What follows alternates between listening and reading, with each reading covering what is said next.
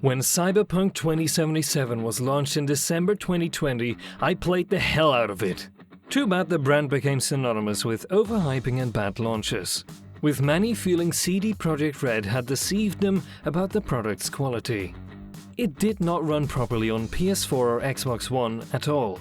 In fact, scratch that, it didn't run on PS4 and Xbox One at all. And while the PC version performed admirably, there were a number of issues with PS5 and Xbox Series X as well.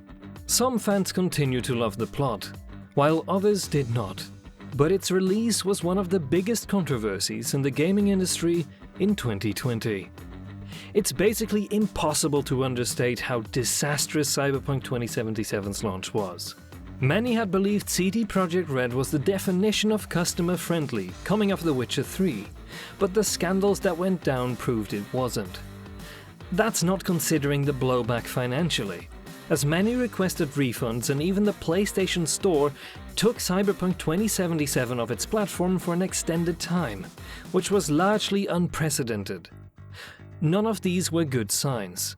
Many people even compared it to the launch of No Man's Sky back in the day, which we all know was a disaster. But No Man's Sky managed to turn that around after a long time. And thanks to CD Projekt Red's hard work, that reputation for them is quickly changing as well.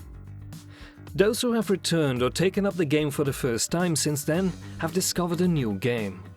It was not the promised Cyberpunk 2077, and it never will be.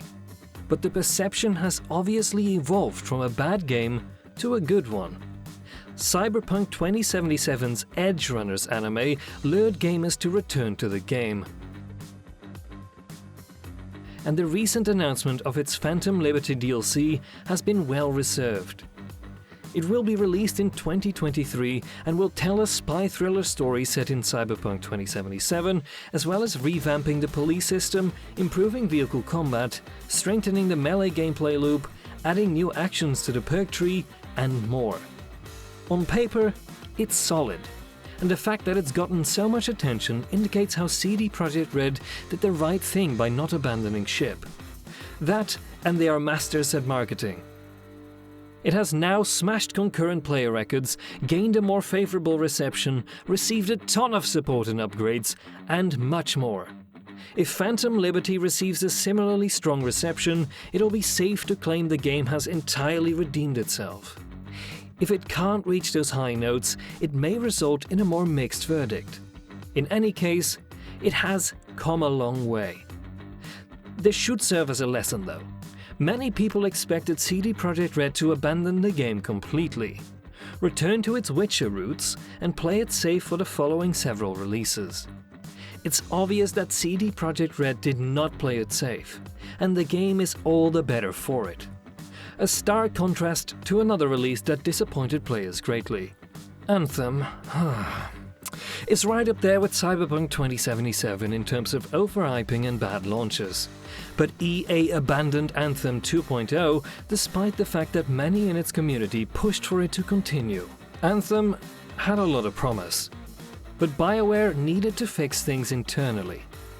Now, BioWare has its eyes set on Dragon Age and Mass Effect only, which in my opinion is a good thing, though push for KOTOR.